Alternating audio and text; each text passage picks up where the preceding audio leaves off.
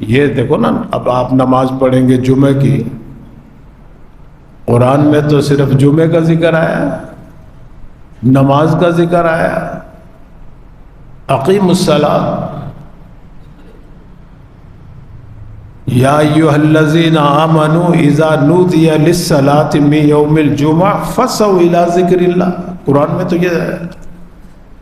لیکن بھئی نماز پڑھنی کیسے ہے، قیام کیسے کرنا ہے، رکوع کیسے کرنا ہے، سجود کیسے کرنا ہے، ان کے اندر کیا پڑھنا ہے، یہ سارا کچھ آپ کو حدیث میں ملے گا۔ حضور اکرم صلی اللہ علیہ وسلم نے خود طریقہ بتلایا کہ یہ ایسے پڑھ، رکوع ایسے، قیام ایسے، سجدہ ایسے، یہ سب اللہ کا حکم ہے، کیونکہ اللہ نے یہ تو حکم دیا ہے قیام کرو، رکوع بھی کرو، یہ بھی وَارْكَعُوا مَعَ الرَّاكِعِينَ قرآن کے اندر موجود ہے۔ قیام کا حکم بھی نماز کے اندر فرض ہے، اللہ کا حکم ہے اس لیے فرض ہے، رکوع بھی فرض ہے اس لیے کہ اللہ نے حکم دیا رکوع کرو، سجدے بھی فرض ہیں اس لیے کہ اللہ نے حکم دیا وَاسْجُدُوا، سجدے بھی کرو۔ لیکن بھی سجدے کی کیسے کرنا ہے، کیا پڑھنا ہے، یہ سارا کچھ اللہ کے نبی نے ہمیں اور آپ کو بتلایا۔ تو میں عرض تو یہ کر رہا تھا نا کہ حدیث قدسی ایک ہے جو اس وقت میرے سامنے آ رہی ہے کہ حضور اکرم صلی اللہ علیہ وسلم فرما رہے ہیں کہ اللہ تعالیٰ فرما رہے ہیں کہ میرا بندہ اگر میری طرف متوجہ ہوتا ہے، ایک بالش، بالش کس کو کہتے ہیں، تو اللہ تعالیٰ اپنے بندے کی طرف ایک ذراع، ایک بازو کی مقدار اس کی طرف متوجہ ہو۔ اسی طرح اگر کوئی بندہ اللہ کی طرف ایک بازو متوجہ ہوتا ہے تو اللہ تعالیٰ اس کی طرف دو بازو متوجہ ہوتے ہیں، با کا لفظ ہے، وہ دونوں بازو کی مقدار جو ہے اتنی مسافت۔ حضور فرما رہے ہیں کہ اللہ تعالیٰ فرماتے ہیں کہ میرا بندہ اگر میری طرف چل کر آتا ہے تو میں دوڑ کر اس کی طرف متوجہ ہوتا ہوں۔ اب اللہ کا بازو، اللہ کا دوڑنا یہ ایسے نہیں ہے جیسے ہمارا اور آپ کا دوڑنا ہے، یہ اس کی شان کے مطابق ہوگا۔ قرآن میں جہاں کہیں آتے ہیں متشابہات ان کو کہتے ہیں کہ اللہ کا بازو ہے، اللہ کی پنڈلی ہے، اللہ کی آنکھیں ہیں، اللہ دیکھتا ہے، اللہ سنتا ہے، ہرگز ایسے نہیں جیسے ہم اور آپ سنتے ہیں، ہم اور آپ دیکھتے ہیں، وہ اس کی شان کے مطابق۔ تو میں عرض یہ کر رہا تھا کہ یہ جو حدیث قدسی ہے اس میں بھی اللہ کا دوڑنا، اللہ کا چلنا، اللہ کا متوجہ ہونا، مراد اس سے اللہ کی رحمت ہے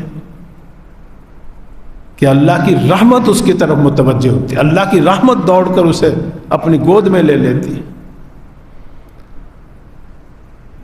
اللہ تعالیٰ اپنے حبیب پر جو درود پڑھتے ہیں، علماء نے اس کا مطلب لکھا ہے کہ جب صلاۃ کے کئی معنی ہیں عربی لغت کے اندر۔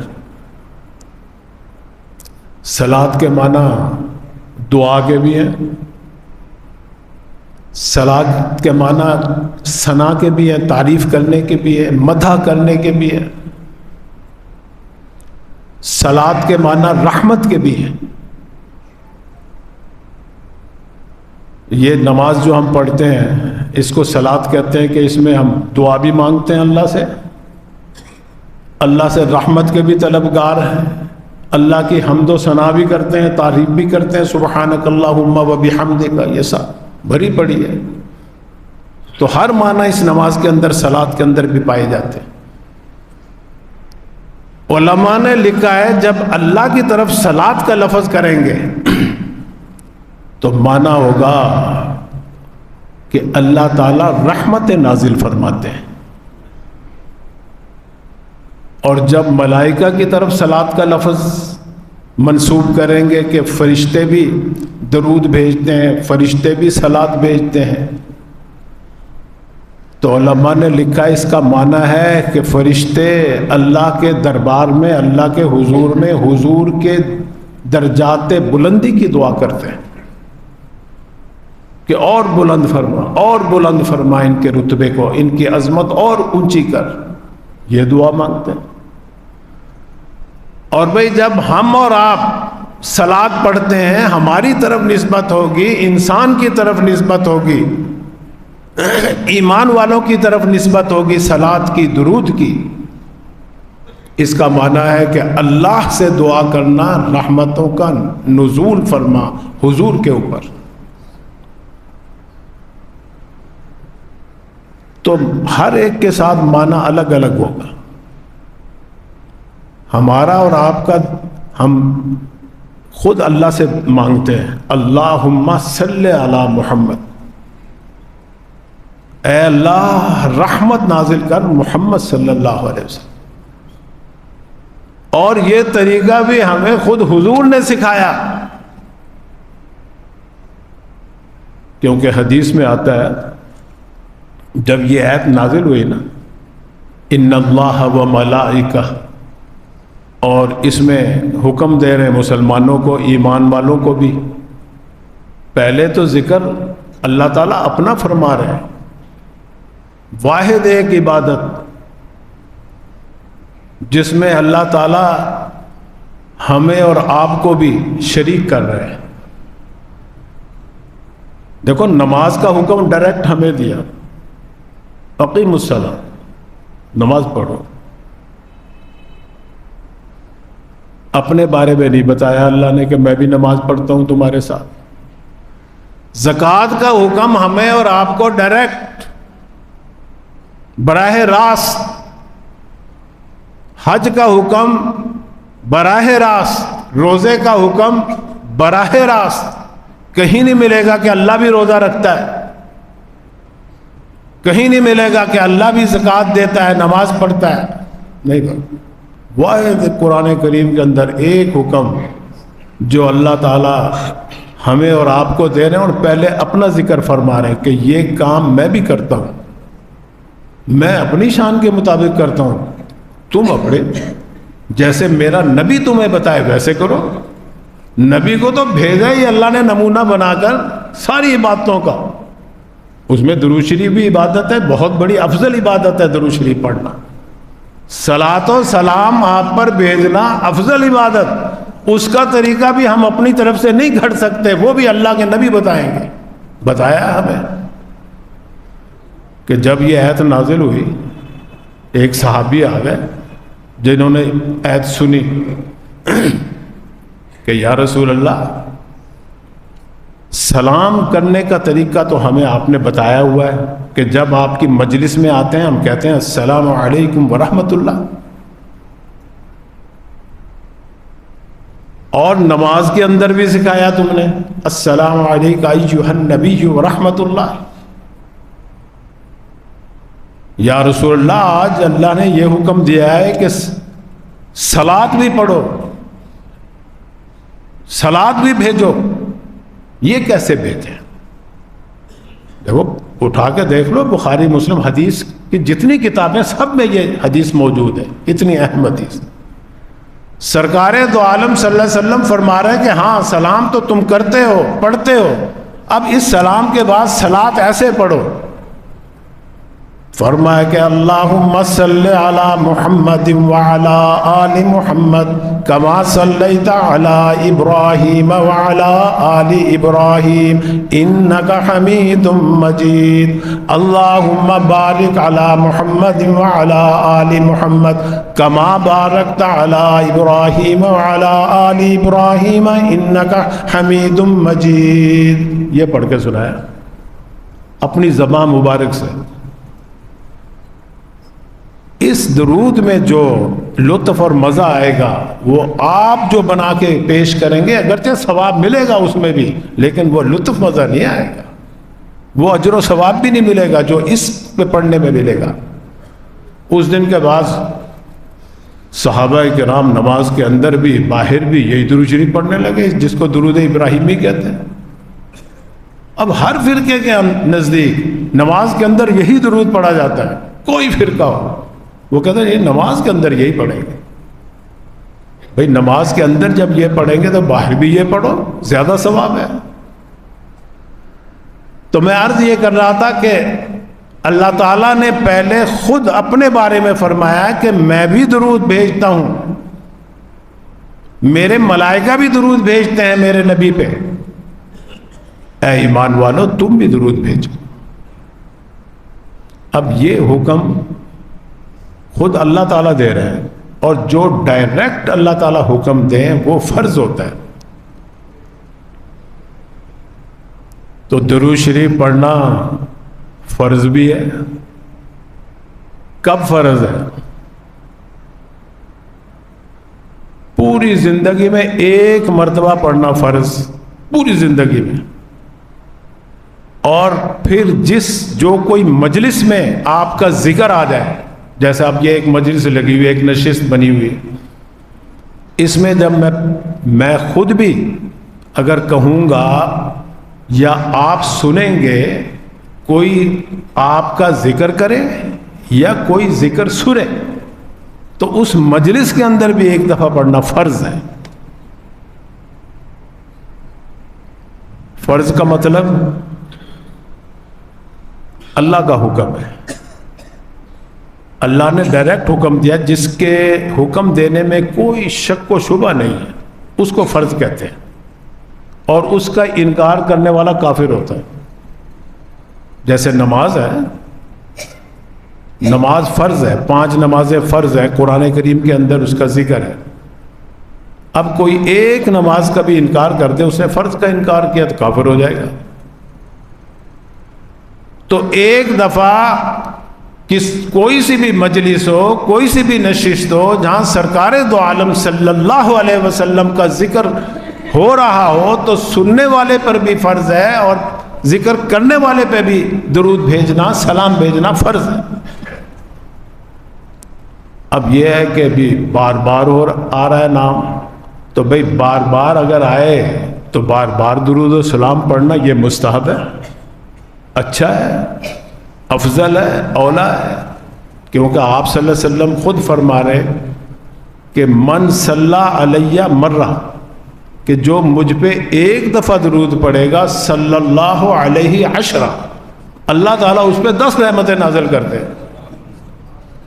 اور ایک حدیث میں آتا ہے کہ جو ایک دفعہ حضور پہ درود پڑھتا ہے، اللہ اس پر 10 رحمتیں نازل کرتا ہے، 10 گناہ معاف کرتا ہے، 10 درجے اس کے بلند کرتا ہے۔ یہ بھی حدیث میں موجود ہے۔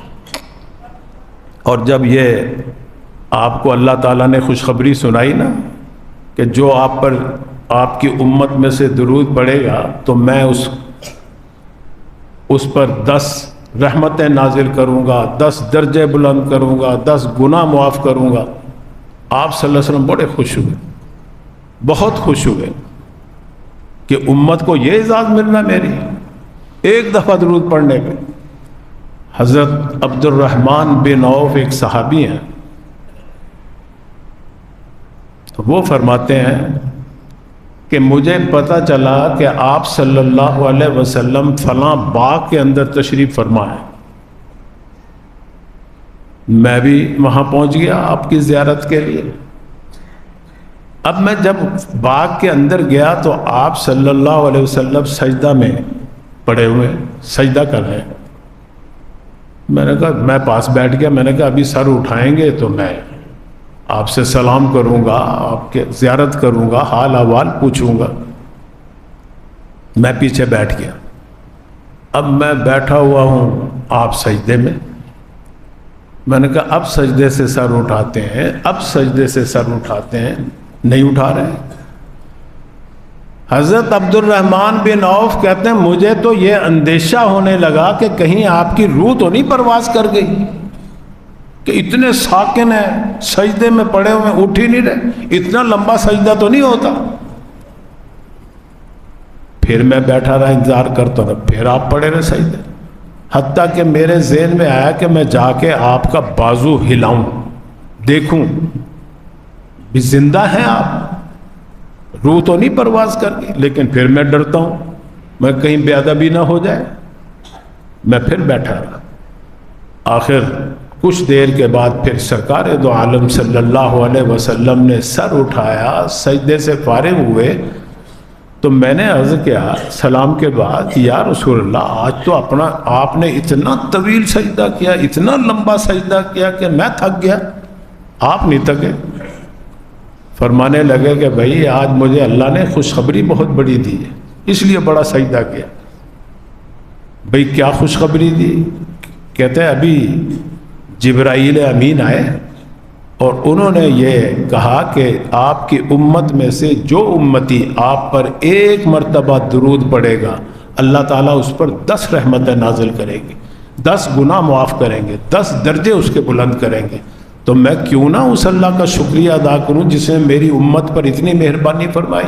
اس لیے کہ اللہ کی ایک رحمت بھی اگر ہمیں مل جائے تو نجات کے لیے کافی ہے، 10 رحمتیں تو بہت زیادہ ہے۔ تو بھئی درود و سلام اتنی بڑی اتنی اہم عبادت ہے، ہوگی تبھی عبادت جب سنت کے مطابق ہوگی۔ نماز کے اندر آپ پڑھیں، اللہ کے نبی نے حکم دیا پڑھو، نماز کے اندر سلام پڑھتے ہیں ہم، اللہ کے نبی نے حکم دیا ان لفظوں سے پڑھو، انہی لفظوں سے پڑھتے ہیں، درود بھی انہی لفظوں سے پڑھتے ہیں۔ اور حدیث میں آتا ہے کہ اس سے بڑا بخیل کوئی نہیں جو کسی مجلس میں بیٹھا ہو اور وہاں میرا ذکر ہو رہا ہو اور پھر مجھ پہ درود نہ پڑھے، اس سے بڑا کنجوس اور بخیل کوئی نہیں۔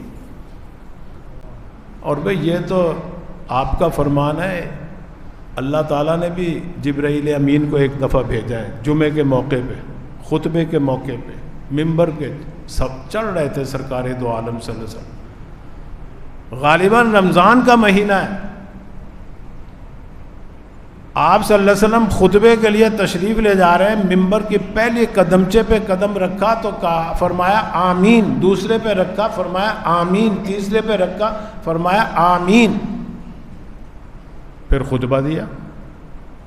خطبے سے فارغ ہوئے، نماز سے فارغ ہوئے، صحابہ نے عرض کیا کہ یا رسول اللہ کسی نے کوئی دعا تو مانگی نہیں آج، آپ آمین آمین آمین کہہ کے اوپر چڑھتے رہے، پہلے تو کبھی ایسا نہیں آپ نے کیا، کیا وجہ تھی؟ آپ نے وجہ بتلائی، فرمایا کہ جب میں نے پہلے قدمچے پہ قدم رکھا جبرائیل امین نے ایک دعا دی، حقیقت میں وہ بد دعا ہے، دعا یہ کی کہ ہلاک ہو جائے، تباہ و برباد ہو جائے وہ شخص جو اپنے والدین کو دونوں کو یا ایک کو بڑھاپے میں پائے اور اب ان کی خدمت کر کے جنت نہ اپنے اوپر فرض کروائے، تباہ ہو جائے۔ اس نے مجھے کہا آمین کہو، اللہ کا حکم ہے، میں نے آمین کہہ دیا۔ میں دوسرے قدمچے پہ قدم رکھا تو پھر دعا کی کہ وہ شخص تباہ و برباد ہو جائے، ہلاک ہو جائے جو رمضان کا مہینہ پائے اور اپنی بخشش و مغفرت نہ کروا پائے، اس لیے کہ رمضان میں تو قدم قدم پہ اللہ نے بخشش اور مغفرت کے سٹان لگا رکھے ہیں کہ بہانا چاہتے ہیں کہ یہ مسلمان بھی مغفرت ہو جائے، اس کی بھی ہو جائے بخشش، اس کی بھی ہو جائے۔ اور جب تیسرے قدمچے پہ قدم رکھا تو جبرائیل امین نے پھر ایک دعا کی کہ تباہ و برباد ہو جائے، ہلاک ہو جائے وہ شخص کہ مجلس میں آپ کا ذکر ہو رہا ہو اور وہ آپ پر درود نہ پڑے، وہ بھی تباہ و برباد ہو جائے۔ میں نے آمین کہا۔ تو اب بظاہر یہ دعا ہے لیکن حقیقت میں بد دعا ہے، اور ہے بھی کس کی؟ سید الملائکہ کی، جبرائیل امین بد دعا کس کے حکم سے؟ اللہ کے حکم سے۔ کہاں کر رہے ہیں؟ آمین کون کہہ رہا ہے؟ سید الانبیاء۔ اللہ کا حکم، سید الملائکہ سید الانبیاء، مسجد نبوی رمضان کا مہینہ، ممبر پر جو مسجد کا سب سے مقدس بابرکت جگہ ہوتی ہے، وہاں کھڑے ہو کے اللہ کے نبی آمین آمین کریں تو اس دعا کی قبولیت میں کوئی شک ہو سکتا ہے؟ نبی کی تو ویسے ہی دعا مقبول ہوتی ہے۔ تو بھئی سرکار دو عالم صلی اللہ علیہ وسلم پر درود پڑھنا افضل عبادت